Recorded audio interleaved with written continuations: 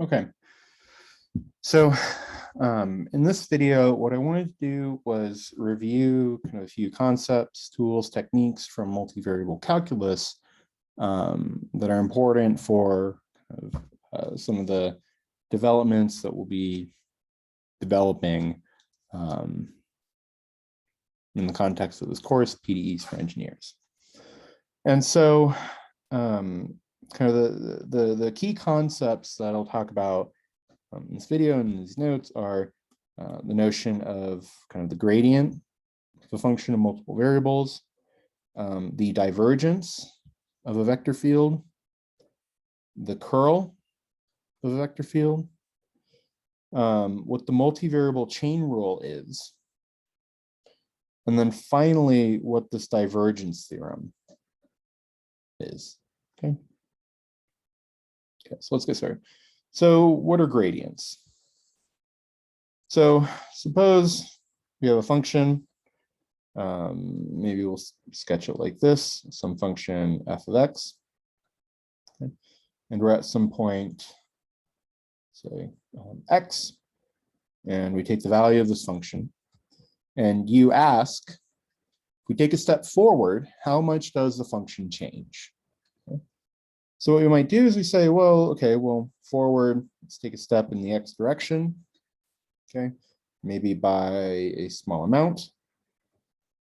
We're going to end up with a new temperature here, or new function value. This is f of x plus delta x. And right here, that's f of x. Okay, so the question is, well, what's the change? Okay. So in this case, well, the change in this function value, f of x plus delta x minus f of x, right, that increment, this is going to be approximately the slope of this graph at f of x, which is df dx, times however far we stepped, right? So this is delta x.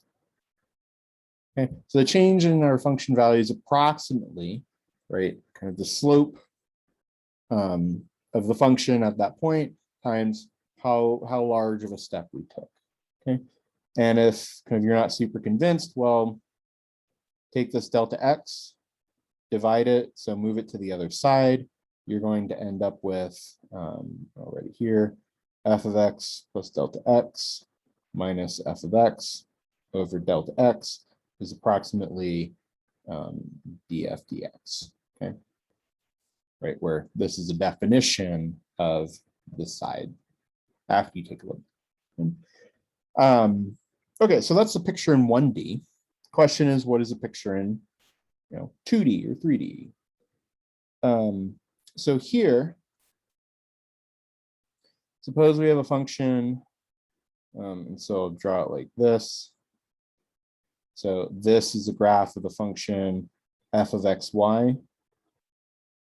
Okay, and so we're applying the height, the z value, depending on x and y. And so say we're at a point right there. It's kind of there on the surface.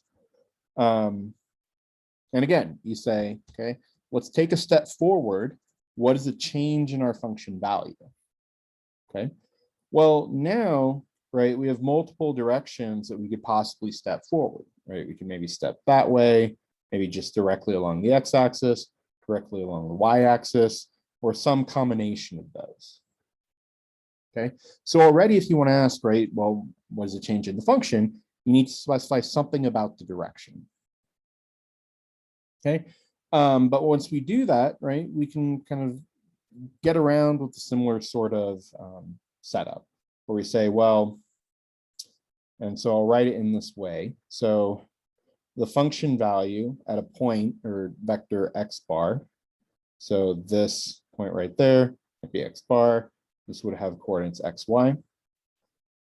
So the function value at a point x bar plus maybe some small step that I will call h minus the function value of where we started. So here, let me draw this as, what color did I use? Purple. So maybe H is something like a step in that direction.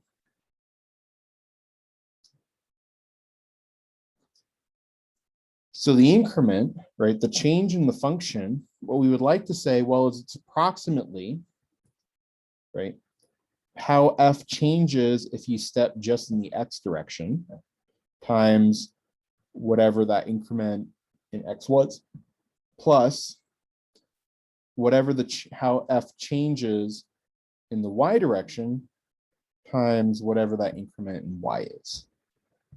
Okay. So maybe I should color these purple because I say, well, what is this vector h? This is a tiny increment in x, tiny increment in y. Okay. So we'd like to say a similar sort of thing. Maybe you could think of this as like a first order Taylor approximation. And so the question is, right, how do these terms come together to give us, right, a generalization of the derivative from 1D to higher D? Okay. Okay, so the gradient of a function, u, scalar function, plug in a vector or a point in higher dimensional space, gives you back a single value. So in 2D, if you have a function u that depends on x and y, the gradient is going to be this vector, du dx, du dy. In 3D, it's going to be this vector, du dx, du dy, du dz. Okay, so you just take partials with respect to all possible coordinates, collect them in a vector, that's your gradient. Okay, so if we write things in this way, well, how do we make sense of this approximation from before? So here I'm using u as a function. Above I used x. I guess I'm changing notation as well. Instead of an h bar, I have a delta x bar, but they're the same objects. So what is a new function value? Okay, that's going to be approximately the function value I had before, plus this gradient term in the direction of the tiny step. Okay. Well, why is this essentially the same thing as before? Well, here we're taking the dot product of two vectors, right? So you're multiplying corresponding components, summing them up.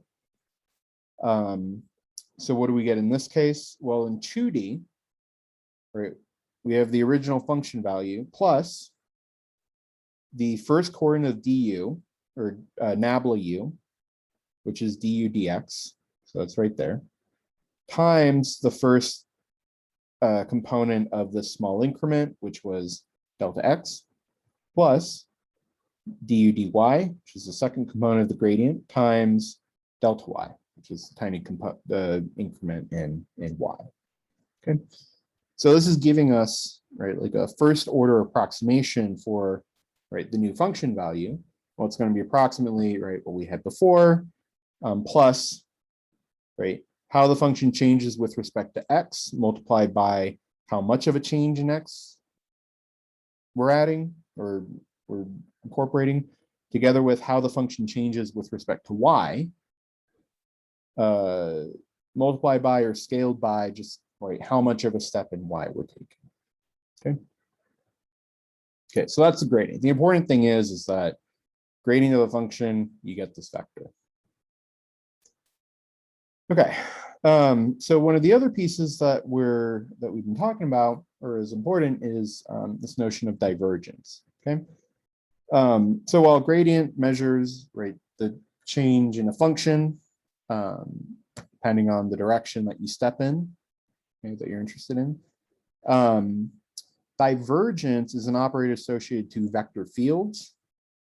Okay, and divergence measures just kind of a notion of how much of a source or how much of a sink the vector field is. Or maybe if you want to interpret this as flux, right? So your vector field is telling you how a quantity moves in space. Okay? And so then divergence is going to measure whether or not you have some of this material spontaneously created at any points or spontaneously removed from the system at any points. Okay. So this is a definition, just kind of spoken out, written in words. What is this stuff mathematically? Okay, how do we actually write this down? So the divergence of a vector field F at a point in space, right? So pick a point, you're going to have a vector associated to it through F. So the divergence of a vector field F at a point X is going to be the instantaneous flux of F at X, okay? So if F is a source at X, then you'd expect the divergence to be maybe positive. It's going to measure the fact that you have a source. If the vector field is a sink, so it's removing things from the system, the divergence might be negative, or it could be zero, which means, you know, net flux is zero, nothing's created or destroyed. So how do we write this out? Well, div F, divergence of F at a point X is going to be equal to this expression. Okay, so this is where the instantaneous flux comes in. Okay. So I'll explain some of these pieces in a second. This piece right here is measuring the normal component of your vector field, or the normal piece of your flux, over the boundary or over a surface, okay, where the surface bounds some volume V. Okay? So you're measuring the flux over the boundary of a region, divided by or normalized by the volume of the region. Okay, and since we want an instantaneous notion of flux, what we're going to do is we're going to take the region kind of shrinking down to the point X that we care about. Okay, so kind of writing these things out, making it a little more explicit. So V is going to be some region enclosing the point we care about. B is the boundary of that region. Absolute value of V is the volume of the region. Okay. And here's a picture. So, right, blue. So F is some vector field, right? It's just saying how things are flowing to each point in space. We have a vector associated to it. So something like that. Okay. If we want to know the instantaneous flux at a point X, what we're going to do is say, well, take some region V, okay? See what the flux is across the boundary of V. Okay, that's going to give you some number. But then the question is, well, why that V? What if we take a smaller V, right? Get closer to the point that we care about. So we're going to shrink V, do the same thing, look at the flux across the boundary of V here, which I've called B. So this is B, V is the entire region inside. Compute that flux, keep going, take the limit. That's the divergence. Okay. So, you know, this definition, maybe it's nicer to have a mental picture, maybe it's nicer theoretically, but when you actually want to compute things, it may or may not be super helpful. So what we're going to do instead is give a different but equivalent definition of divergence. Okay? And so here, so the divergence of a vector field F, where now I'm explicitly writing out what the components of F are. So F is a vector field in the plane. F1 is the kind of right X component of the vector at whatever point X you plug in. F2 is the Y component of the vector at whatever point X you plug in. So written in this form, the divergence of F is going to be the sum of these derivatives, where you take the X derivative of the X component of F, and you're adding it to the Y component, or the Y derivative of the Y component of F. Okay. And if you had a vector field in 3D, you'd add df3 dz. Okay. So another way to write this would be nabla.f, where nabla is going to be this more abstract vector of these partial derivatives. Okay. So nabla.f would become, right, du dx times f1 plus ddy times f2. And I write times in quotation marks because here we're really just applying ddx to f1. Okay, that's just another way to write this thing. Okay. Okay, so why? What I mean by why? Well, we have one definition where we're taking these derivatives. We have a different definition where we're computing the flux over boundary region, taking the limit as the region goes to 0. Okay. So the fact that we're taking the limit as something goes to 0, it kind of implies, maybe something like a derivative is involved. Kind of like here. Okay. But one way to kind of see this as well, from definition 1, right, where you say take the limit as this region goes to 0 and take the flux over its boundary, that's divergence, right? The region that's going to 0, we didn't specify what it had to be, right? It could be anything, okay? As long as it goes to 0. And so in particular, we can let V be something like a square, right? Surrounding kind of the point that we care about. So if we want to compute the flux at the point 0, 0, the origin, well, surrounded by a square or a family of squares that shrink, and then look at this expression about the flux over the boundary. Okay. So what might this look like? Well, so we said V is going to be a square around the origin. So V is going to be the set of all points X and Y, such that X is between negative H and H, and Y is between negative H and H, where H is some number or some parameter that we're going to let go to 0. So in this case, the area of the square is 4h squared. We drew a picture right here. Okay. Okay. And so, what is that thing? So what does this computation look like? So if our vector field F takes the form F1, F2, well, what is the divergence? Corresponding to this family of regions V. So without taking a limit, divergence of F is going to look, it's just going to be kind of the flux over the boundary normalized by the volume of the region.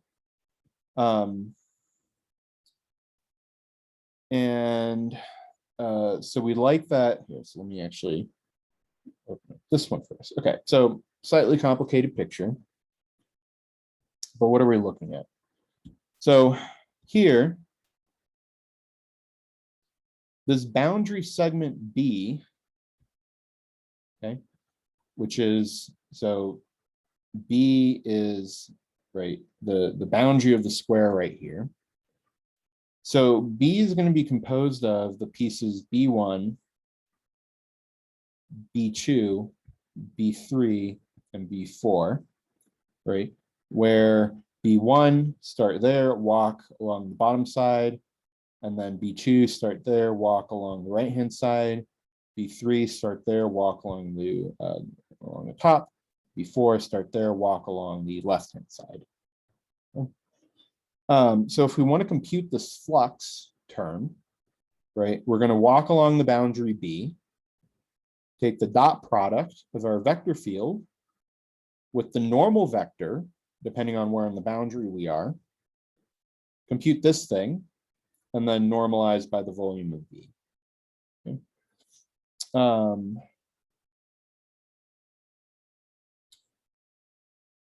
Right, so maybe I can write it down here.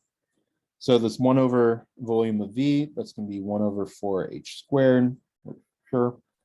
But for this flux term, right, this is going to be, let's see, so, all right, the integral over B1 of vector field dotted with n. So n in this case for B1, this is going to be the vector, so no horizontal component and -1 vertical component. So the flux over B1 is going to be the integral of, say, B1 of minus F2 in this case. And then plus the term for B2, which in this case will be, so the normal vector here is 1, 0. Okay. So flux here is going to be just F1 plus integral over B3. So for B3 at top, the normal vector is 0, 1. And so dotting that with F, we just get F2 plus B4. Okay.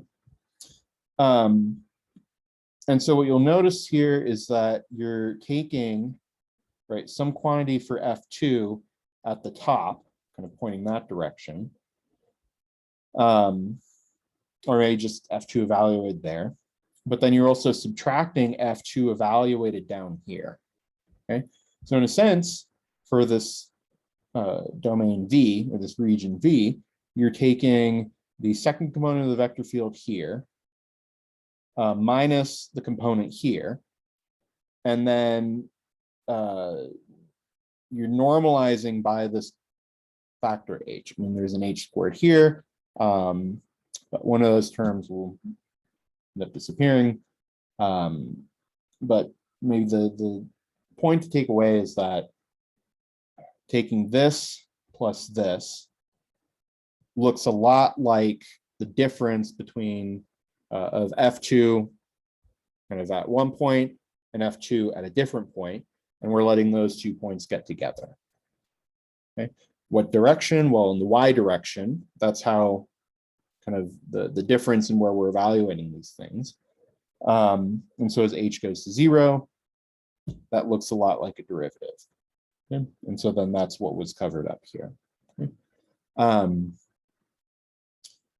So if you want more details, I can link some videos, Wikipedia page, describes a lot. But in practice, this is the expression that we'll be using for divergence. Just generally, it plays better with explicit computations. Okay, cool. So then another operation that's important for vector fields is this notion of curl. And curl measures something about the rotation of a vector field. So what is curl? So again, focus on 2D. You have a vector field F. Okay? Then we define the curl of F to be this operator, delta cross F, where again, delta is going, well, okay, actually, so I should say. So in this case, delta is going to be this thing, du dx, so d dy, 2D. But for this situation, what we want is delta, we're going to tack on a 0, essentially. Y, 0. The reason is, right, this cross product here, you're computing between 2 vectors in kind of 3-dimensional space. Okay? So if we want to plug in something, kind of a 2D vector F, we need to think of this vector field as having 0 component in the z direction, the third direction. Same with nabla here. Okay.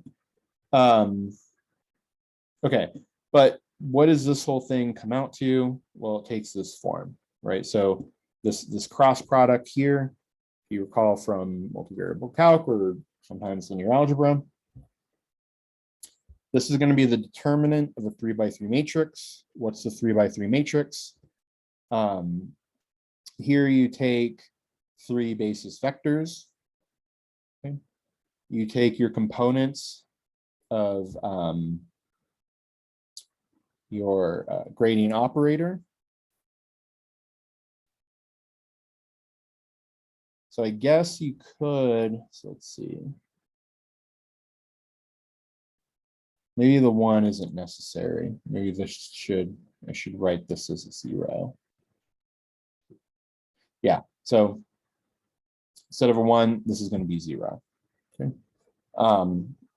Just to keep with the convention that I said right here, where what we're doing is we're extending this vector in 2 dimensions to some sort of vector in 3 dimensions where we're tacking on a 0. Likewise, we have a vector field in the plane. Okay. We can think of this as a vector field in 3 dimensions. It's just this vector field isn't moving at all in the 3rd direction. Okay. And so that's that 0. But this curl operator, or this cross product, is defined in this way as a determinant of this matrix. Okay. So if we actually go to compute, well, what's this determinant? Okay. So how do we do this? Well, we have I times the determinant of this submatrix times J times the determinant of this submatrix, or minus J times the determinant of this submatrix, plus K times the determinant of this submatrix. Okay. So written out, we have I times that matrix. It's 0. Although I guess it doesn't really matter because the derivative of 1 is 0, but determinant of that matrix plus the determinant of this matrix. Okay. So keep in mind, right, well, what is the determinant of this matrix? d dy applied to 0 is 0, minus f2 times 0 is 0. So this whole thing is 0. Likewise, this whole thing is 0. This thing is not necessarily 0. Okay. So what do we get out of this? Well, we get this expression. So this curl operator gives us a vector with components 0 in the x direction, 0 in the y direction, or 0 in the I direction, ith vector I, 0 in the y direction, which corresponds to vector j. And then in the k direction, or the z direction, we have this quantity right here. Okay, not quite the divergence. You can call it like a skew divergence or a mixed divergence. You're mixing the derivatives and you have a minus sign. Okay, so the takeaway is, well, in 2 dimensions, right, what is curl output? Well, there's a single quantity of interest. So what we do is we write the curl in 2 dimensions is just this quantity right here. Okay. In 3 dimensions, these 2 terms may not be 0.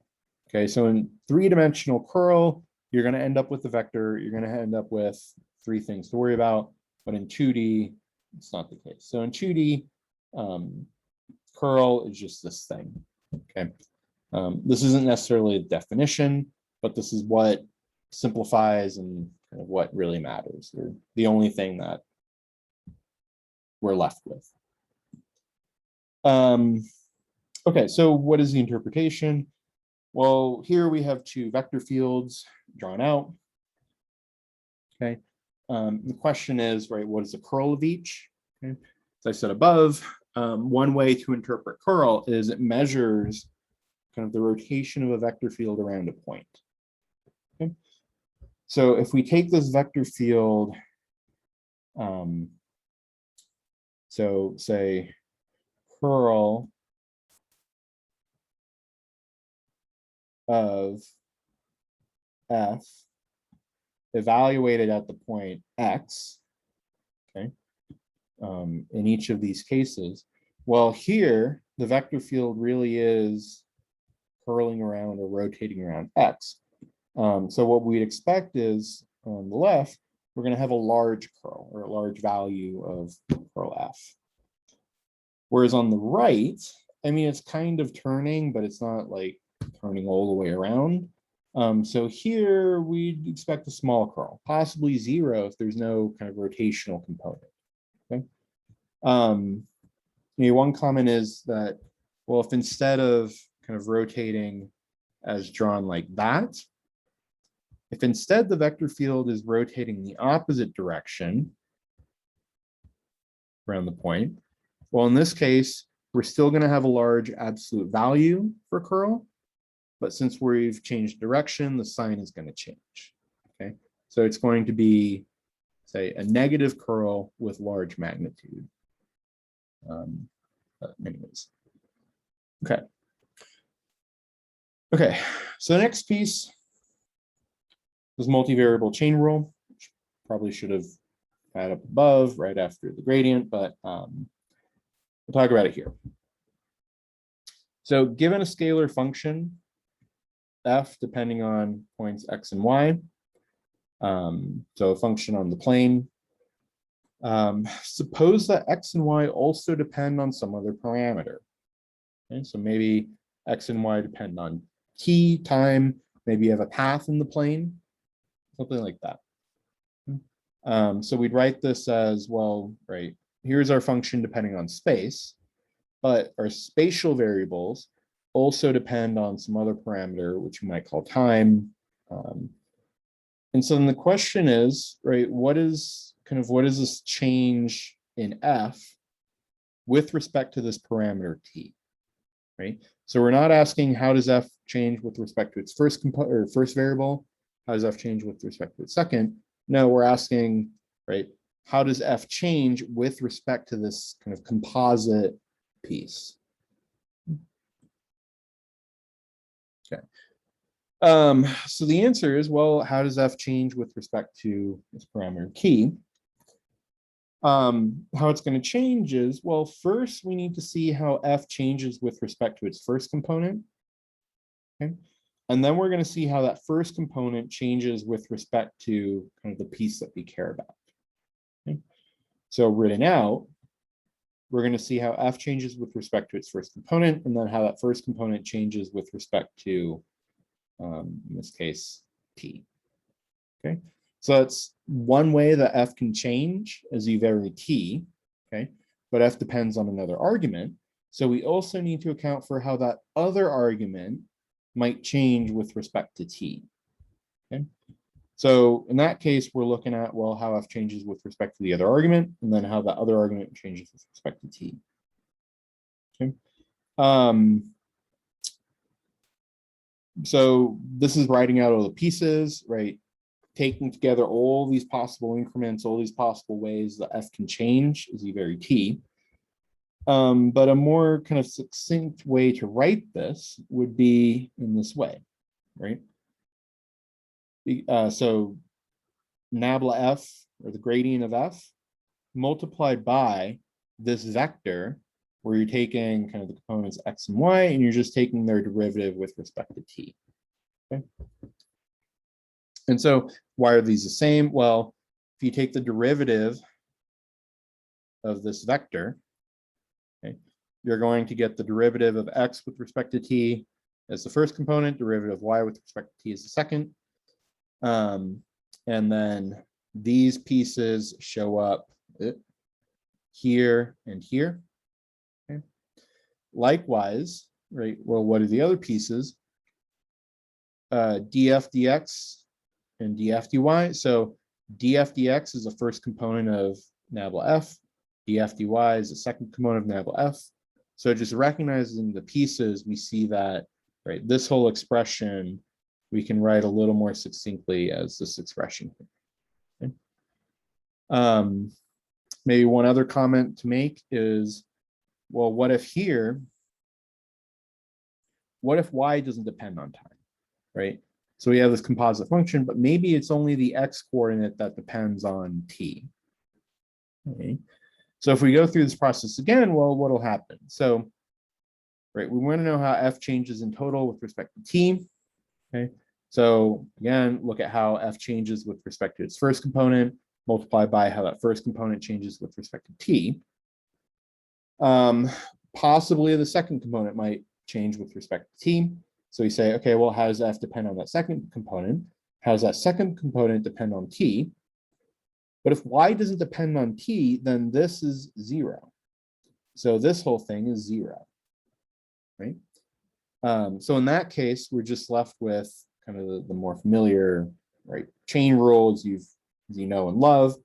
But it's a special case of what can happen in general when, say, this might not actually depend on that parameter or that argument. Okay, so how might this kind of show up in practice? Well, as I said, you have a function f of x and y, so that I might draw as a graph over the xy plane. But we also said that x and y may also depend on another parameter t. Okay, how might we visualize that? Well, let's draw a curve in the plane, right? And so as t varies, x and y are going to vary. So we'll get something like a curve. Okay. So then the question is, well, how does f vary with respect to t? Okay. So we don't need to know what f is for every value of x and y. We just need to know what f is for the values of x and y that we care about, right? That depend on t. So in our situation, what that might look like is, well, we have the graph of our function f in red. We have the curve x of t, y of t. And so maybe, kind of the values of f that we care about will visualize kind of on the graph of our function as this light blue line, right? So as you vary x and y in the plane, what are the corresponding f values? They'll kind of walk along the surface. So if we want to know, right, how does f change with respect to t? Well, pick your point. Okay, if you take a step in the t direction, right, how is f going to change? Well, that's going to be something like f is going to be changing in that direction. So, and so, kind of, right, what is a quantity that we get out from this change? That's exactly going to be, say, this thing right here, or written out this thing right here. Okay.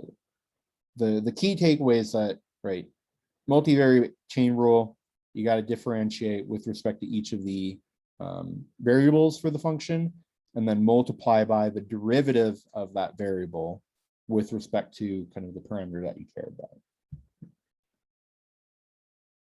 Okay. Okay, and so then the last topic it's worth talking about is this thing called the divergence theorem. Okay.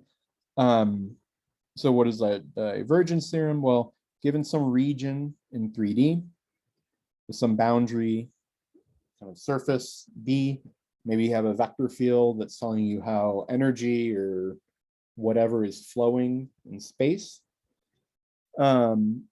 The divergence theorem tells us that, well, the flux of the vector field over the boundary of the region, right? So this is a total flux of the boundary. If we want to compute this thing, well, an equivalent way to compute it would actually be to compute the divergence of the vector field within the region V. Okay, so this is a statement of the divergence theorem. These two quantities are equal. Either compute the flux over the boundary or compute the divergence of the vector field within the region. Okay. Why does this hold? Well, Wikipedia has a few nice descriptions of it.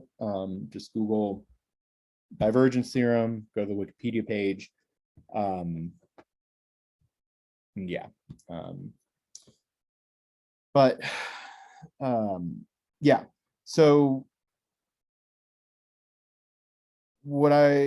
so a picture of the situation is this.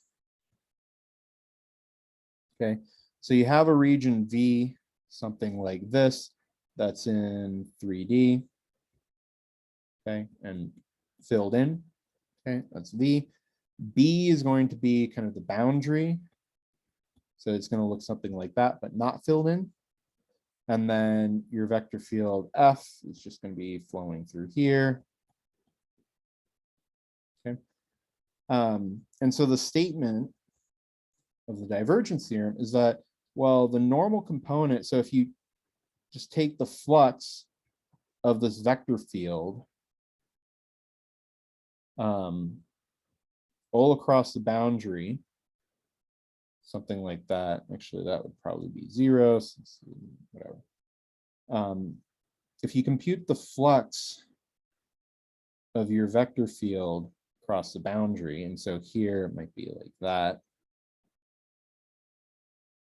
Okay, you could either just compute that flux, or you can compute kind of this divergence within, and you're going to get the same result. Okay, depending on the region, depending on the geometry, depending on the parameterization, one might be easier to compute than the other. Just depends on the problem at hand.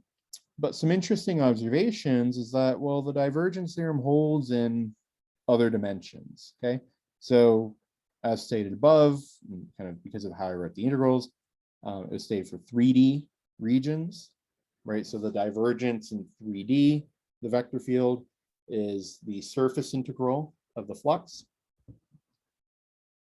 In 2D, what this looks like is that the flux over the one-dimensional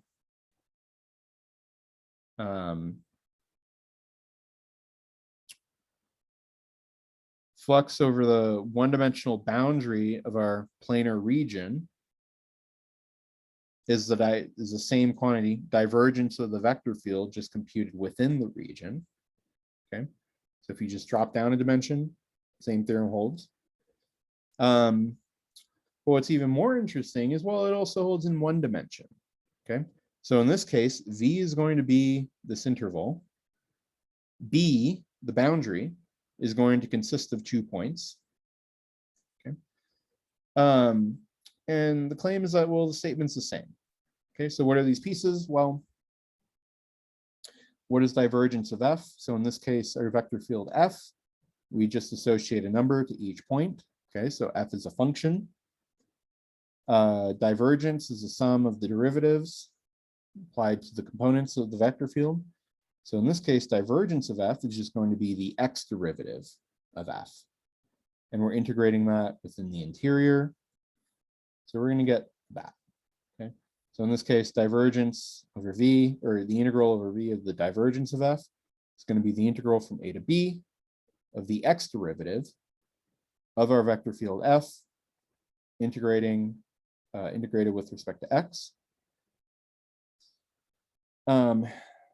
Yeah, and so then the part that maybe needs a little more, or might be a little less comfortable, is this flux condition. Okay. So what is the flux of F at the boundaries? Well, the normal to the boundary here is just the vector, or maybe the number 1, right? Because it's just taking a step 1 unit in the positive direction. The normal vector here is the number -1, because we're, right, it's the normal direction while it's pointing out. Okay, so it's pointing to the left, and we want it to be a unit normal, so it has to be magnitude 1, so it has to be -1. Okay, so this term here, we're just taking the value of F at the point B times 1. And then we're also taking the value of F at A times -1. Okay? And so just taking the value of F, that's what this integration with respect to B is. Okay. If you want to think of integration as summing up all the pieces or all the little tiny infinitesimal volume elements or whatever for your region, well, what can we possibly sum up for this boundary B? There are only 2 points, A and B. Okay.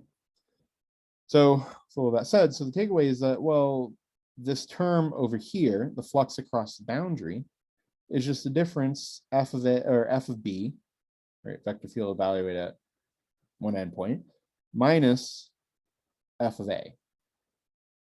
So technically, this is f of b plus minus f of a, but that's what we get. Okay. The sure does look a whole lot like the fundamental theorem of calculus. Okay, so the divergence theorem really is kind of a nice generalization of, you know, a calculus fact that we all know and love and use quite a lot. But yeah, and that's a quick overview of a bunch of multivariable calc concepts that are worth knowing and keeping in mind kind of for this course.